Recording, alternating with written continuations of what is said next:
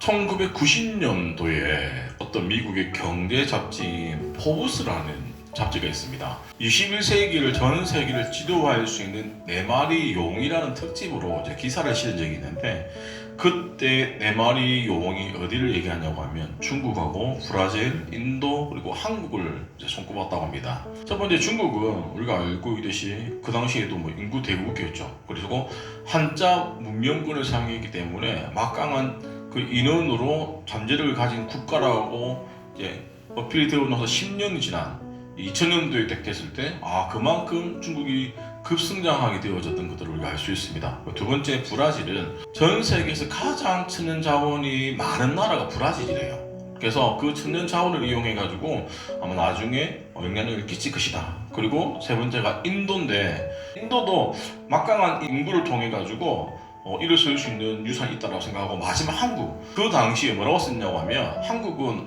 헛슬이 있는 나라라고 했다는 거예요. 헛슬이 뭐냐고 하면 사전적 의미가 밀어붙이고 힘있게 밀고 나간다는 뜻이에요. 아마 대한민국이 그는 밀어붙이고 막 파이팅하는 게 있어서 아마 그 자리에 대한민국이 4마리 용 중에 마지막 용이 되어졌다라는 얘기 있는데, 아무튼 그만큼 대한민국이 가능성이 있는 나라라고 이제 평가를 했습니다. 문명학자인 아놀드 토인비가 어떻게 얘기했냐고 하면, 어느 시대나 문명의 끝에는 문명을 향한 열정이 있다가 퇴폐적인 열정으로 바뀌어지면서 그 문명이 막을 내린다라는, 그 문명에 대해서 퇴폐하는 것들을 방지할 수 있는, 극복할 수 있는 방법이 뭐냐고 하면 하나라고 합니다.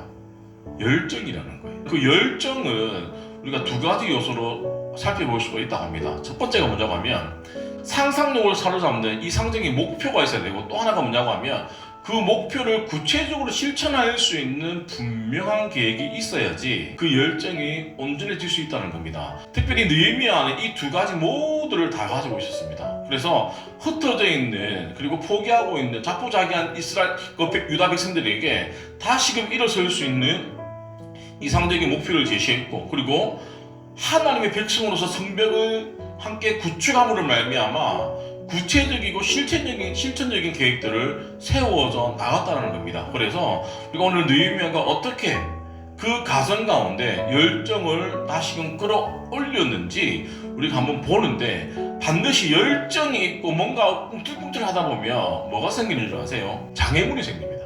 그 장애물이 왜 생기는지, 그 장애물이 어떤지 우리가 오늘 말씀을 통해서 한번 살펴보면, 첫 번째, 우리가 생각하는 그 장애물은 외부적이거나 아니면 불가항력적인 것으로 대부분 생각합니다. 그거보다 더 큰 장애물이 뭐냐고 하면 외부적인 환경에 반응하는 우리라는 거예요. 특별히 느헤미야가 수상궁에서 기도할 때 하나님 응답을 주시죠. 성벽 재건을 할 수 있는 응답을 주시고 나서 받아가지고 아닥사스다 왕에게 가가지고 허락을 받게 됩니다. 근데 아닥사스다 왕이 그 전에 예루살렘을 재건하는 것들을 금지했죠. 왜냐고 하면 반란의 여지가 있다고 해서 주위에 있는 사람들이 거짓 정보를 흘렸기 때문이에요.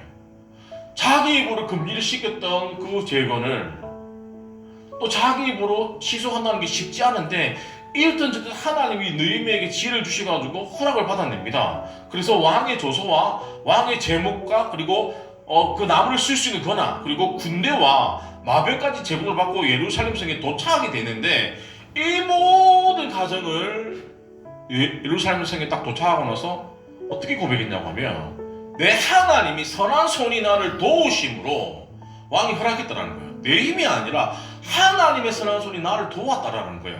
그래서 느헤미야가 유다 땅에 도착하자마자 아무것도 안 하고 3일 동안 기도합니다. 그리고 나서 나흘째 되는 날 때 몇몇 사람들 데리고 상태를 보는 거예요. 성벽 상태를 보는 거예요. 어떻게 재건해야 되고 어떻게 막 하고 나서 이제 모든 걸 리서치하고 나서 이제 느헤미야가 사람들을 모아가지고 성벽 재건을 위해서 설득하기 시작합니다. 자기가 어떻게 수상궁에서 응답을 받고 왕이 금지했던 그것들을 풀어가지고 왕이 나무도 주고 군대도 보내주고 마병도 보내주고 해서 내가 이렇게 왔다, 다 하나님이 하셨다는 것들을 얘기를 하니까 그 지체 사람들이 우리 한번 해볼까? 이런 마음이 드는 거예요. 자, 근데 보세요. 하나님이 일을 하려고 하면 꼭 등장하는 방해꾼이 있습니다. 오늘 본문에 보면 산발렛과 도비아와 게셈인데 이 산발렛이 어떤 인물이냐고 하면 역사 기록에 보면 그 당시 사마리아 총독이었다고 해요. 특별히 그는 유대 제사장들과 친밀함을 가지고 있었던 인물이었습니다. 그리고 나서 그도 여호와를 섬겼다라고 얘기를 하는데 근데 그는 혼합주의적 종교관을 가지고 있었어요. 그러다 보니까 유일신 사상인 유대 사람들이 그 산발렛을 봤을 때 어떨까요? 어떤 마음이 들까요? 거리를 두기 시작했다는 거예요. 또 하나 암몬 사람 도비아인데 이는 자 우리가 알고 있는 암몬 족속은 뭡니까? 우상을 숭배하는 족속이었어요. 유일신인 이스라엘 유다 백성들이 우상을 섬기는 저 암몬 사람들하고 상종을 안 했다는 거예요. 자 그럼 그들이 왜 예루살렘 성벽을 재건하는데 방해를 했을까요? 하나입니다. 지금은 무시하고 천대당했던 사마리아의 사람들이 우리가 기승을 잡았는데 우리가 유다보다 더 우월하다고 생각했던데 이제 갑자기 어떤 느헤미야라는 사람이 나타나가지고 예루살렘을 재건하기 시작하면 사마리아보다 훨씬 더 앞서갈 거라고 생각하니까 그게 싫은 거예요. 그래서 자꾸 예루살렘 성을 지으려고 하면 방해했다는 것들을 우리가 알 수 있습니다. 자, 그럼 오늘 우리 적용해보면 뭐냐고 하면 우리가 은혜를 받아가지고 나름대로 뭔가 마음의 결정을 딱 내립니다. 그래서 기도하면서 내가 이 일을 위해서 하나님께 응답받은 사인을 내가 확실히 받고 믿음으로 그 일을 진행하려고 할 때 생각지도 못한 일이 자꾸 생기는 거예요. 장애물들이. 그러면 보세요. 우리 마음 나는 처음에 응답받고 믿음을 가지고 시작했던 일이 자꾸 방해물이 생기면 우리의 응답받던 사실들이 희미하고 흔들리기 시작한다는 거예요. 그러면서 내가 지금 이 일을 하는 게 맞는지 안 맞는지 혹시 내가 응답을 잘못 받았지는 않았는지 아니면 스스로 보기에 참 나는 많이 부족하기 때문에 내가 자꾸 이런 어려움이 생긴지 의문이 생긴다는 거예요. 의문이 생각되어지면 나도 모르게 내 의심들이 내 생각을 사로잡기 시작합니다. 사로잡기 시작하면 어떻게 되냐? 내 열정과 믿음이 식어버리게 되는 거예요. 그리고 다시금 내가 결단하기 전의 모습으로 돌아간다는 거예요. 말씀에 보면 요한복음 6장에 보면 오병이어 사건이 나오는데 그 사건을 자세히 보면 예수님이 막 복음을 전하고 있는데 시작 때가 되었어요. 그래서 예수님이 빌립을 시험하려고 물어봅니다. 우리가 어디서 떡을 사가지고 이 사람들을 먹이겠느냐라고 하니까 빌립은 예수님 말 그대로 우리가 적어도 200데나리온의 떡이 필요하다라는 거예요. 그리고 나서 안드레는 생뚱맞게 아이의 도시락을 들어옵니다. 물고기 2마리하고 보리떡 5개, 애가 함께 먹을 수 있는 양을 빌립이 가지고 와가지고 예수님께 보여줍니다. 안드레와 빌립은 둘 다 예수님 제자였어요. 예수님과 함께 공생의 사역을 하고 그들이 예수님이 어떻게 사역하시고 기적과 이적을 베푸신 똑같이 봤어요. 그런데 왜 이 두 명의 제자는 반응을 달리 했을까요? 그들의 믿음이 달랐기 때문이에요. 결국에는 안드레의 그 아이 도시락을 가지고 와가지고 예수님이 기도하시고 나서 어떻게 하냐고 하면 너희가 나누어 주어라고 합니다. 근데 기적이 일어나죠. 장정만 5,000명이 다 먹고도 12강주가 남았습니다. 자, 뭐냐고 하면 그 전에 기적이 일어날 때는 예수님에 의해서 예수님이 간접적으로 기적을 일으켰는데 이 사건은 제자들이 참여했다는 거예요. 그 전에 예수님이 기적을 다 해내시는데 이제는 우리가 그 기적에 동참해보니까 너무 신나는 거예요. 들뜨는 거예요. 그리고 나서 예수님이 뭐냐고 하면 제자들을 불러가지고 배를 타고 건너편에 가 있으라고 얘기합니다. 그때 제자들이 말씀에 순종해서 이제 배를 타고 건너편에 가는데 웬걸 갑자기 태풍이 부는 거예요. 말씀에 순종해서 가다 보면 형통해야 되는데 왜 갑자기 태풍이 올까? 그 태풍 자체가 두려운 게 아니라 분명히 나는 맞다라고 생각하고 순종했음에도 불구하고 왜 우리 가운데 장애물이 생길까? 그게 아마 그들 가운데 더 당혹감이 생기지 않았을까 생각을 해봅니다. 마찬가지죠.